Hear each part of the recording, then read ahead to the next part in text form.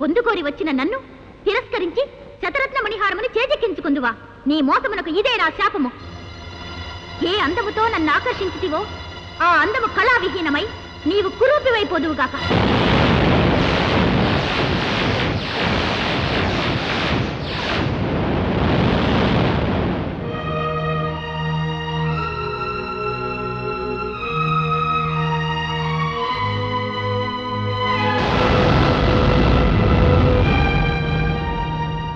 ఏ సందర్భములోనైనను నీవెవరివో చెప్పి నీ నిజస్వరూపము వివరించినా ఆ హారము నేలబడినా హారము యొక్క శక్తి నశించి నిర్జీవమైపోవుగాక.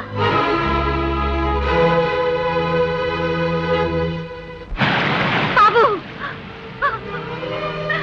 బాబు, నీకేం జరిగింది? నీకేం జరిగింది?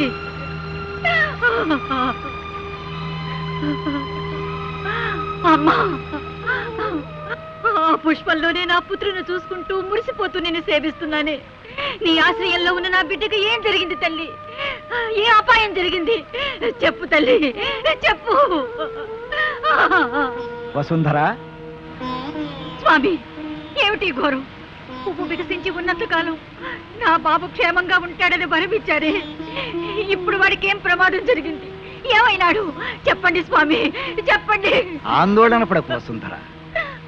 పుష్పం రంగు మారిందే కాని వికాసం తగ్గి వాడిపోలేదు. నీ కుమారుడికి ఏదో చిన్న గండం కలిగి ఉంటుంది అంతే. అతనికి ప్రాణాపాయం మాత్రం లేదు. ధైర్యంగా ఉండు తల్లి. అర్ధరాత్రి గడిల దగ్గర పడుతున్నాయి. ఎన్ని ప్రకటనలు ఇచ్చినా ఏ ఒక్కడూ నా కుమార్తెను కాపాడడానికి రాలేదు. ఈ క్షుద్రశక్తుల నుంచి కాపాడే వీరుడు ఈ దేశంలో ఎవ్వరూ లేరా?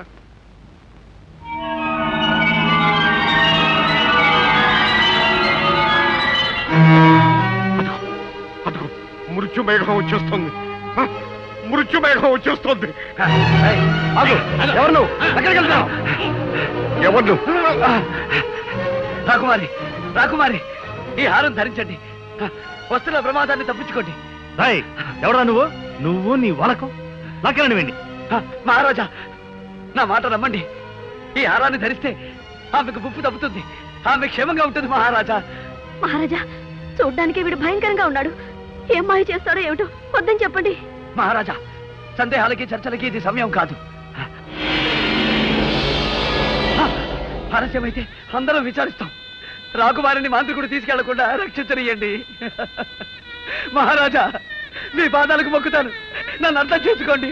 మహారాజా, అదిగో దగ్గరికి వచ్చేస్తుంది. మహారాజా, మహారాజా. సరే, జరిగేదేదో దొరకమన్నారు. అమ్మా పద్మ, ఆ హారాన్ని అలంకరించుకోమ్మా. రాకుమారి,